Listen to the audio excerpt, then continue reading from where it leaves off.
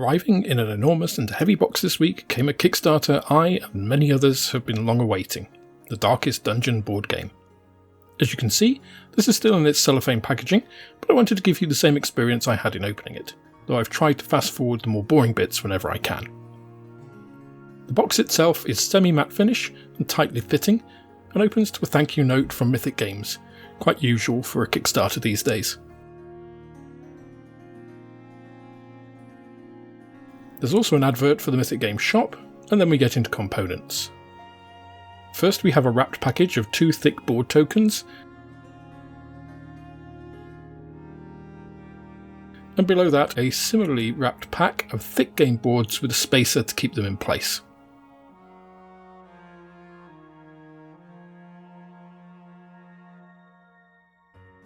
There are a number of packs of cards,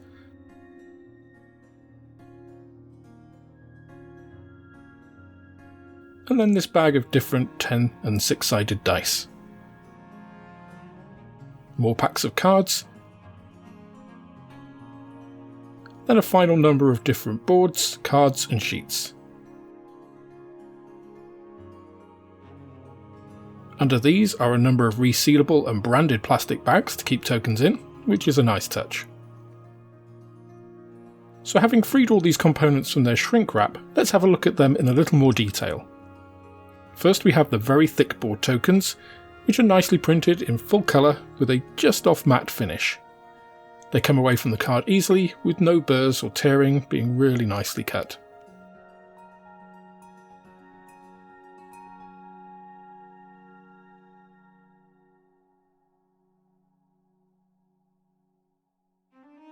The second of these sheets has some larger game boards and more tokens, which I put straight into one of the bags for safekeeping.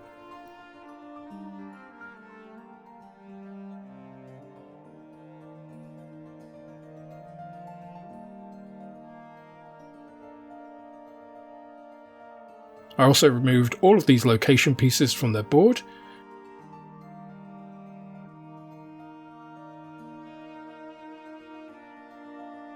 and you can see again that these are very nicely printed, high quality, and very much in keeping with the overall feel of the game so far.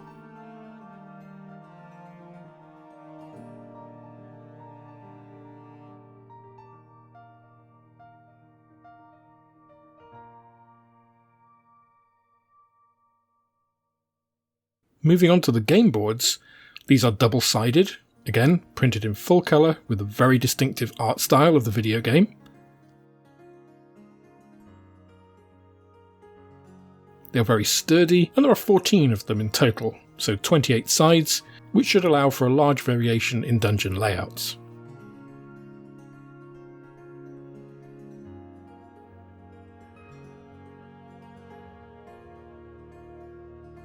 The mixed wrapping contains a small note showing what extras are contained inside. It also has a couple more large game board pieces,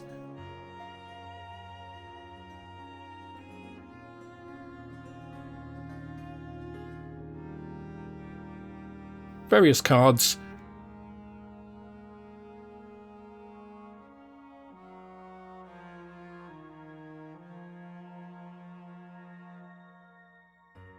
and a block of save sheets to record party progress. It has a number of large square cards bound in paper tape, the same as the other cards in this area, which depict various things, including what the dungeon layouts look like.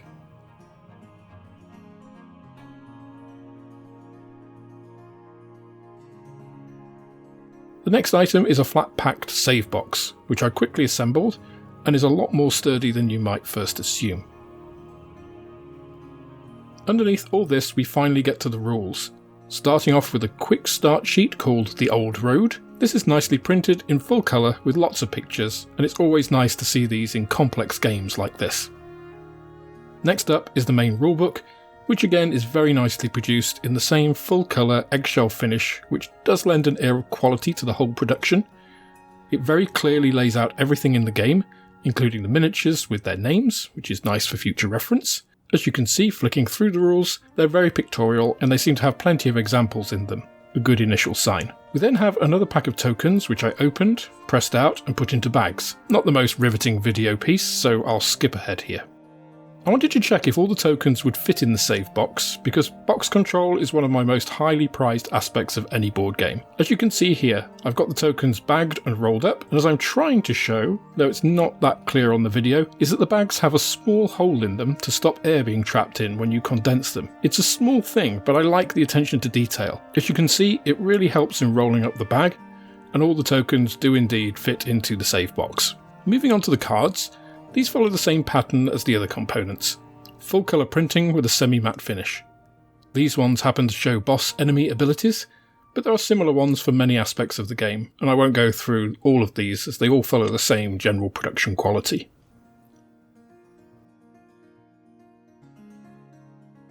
I did want to check out the smaller cards to ensure they follow that trend, as sometimes different sized cards might be produced by different manufacturers or by different processes, but as you can see, the quality standards are maintained all the way through, though these cards are probably a little thinner than your average playing card, they're not flimsy, and they feel like they'll last. I also checked out the smallest card size, similar to what you'd find in Zombicide as item cards, and guess what, they're good too. All that checked, I decided to move on to trying to get everything back into the box. As I mentioned, box control is really important to me, and many others, in board games.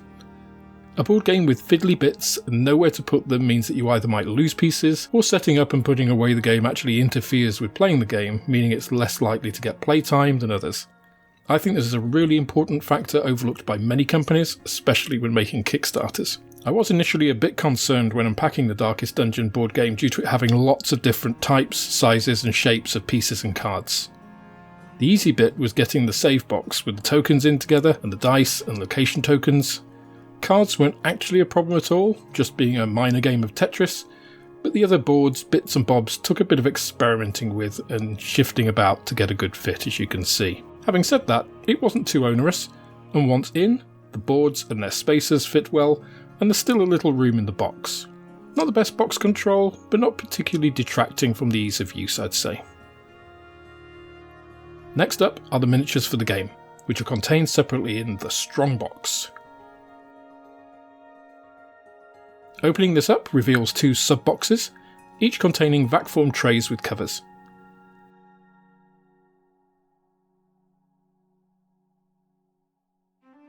One thing I really like is the tray insert lid interior contains a picture of the location of everything, should you have a disaster and drop a tray on the floor or use everything that's in the boxes. It's a simple, but again it's a nice touch. Good attention to detail again. The minis themselves are cast in a dark, hard grey plastic, the heroes being a slightly lighter mid-grey. I'm not 100% sure what they're made of, since they do seem to have some flex to them, but they also react to cleanup much more nicely than the usual board game pieces without creating the usual fluff if you try to scrape a seam with a knife, for example. You can get a rough idea of the size and quality of the pieces from me showing this spitter model here, but rather than tease you with grainy zoom-in shots of me holding things, I've showcased all the minis in the base game with individual 360-degree shots. So I'll let you enjoy that with a little atmospheric music.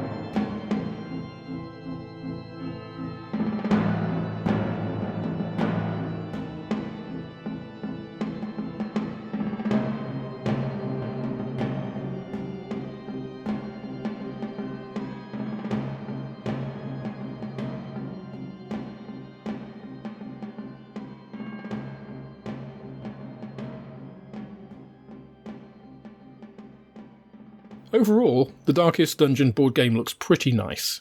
It has some impressive production quality and some nice attention to detail. Box control for the minis is excellent.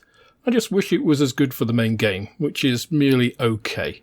The minis look good, and I'm sure they'll paint up fantastically, but in any case, I'm looking forward to actually getting into the game and see how it plays. That's all for this instalment of Mann's Model Moments. If you enjoyed the video, please click the like button, subscribe to the channel for more like it, and share this video with others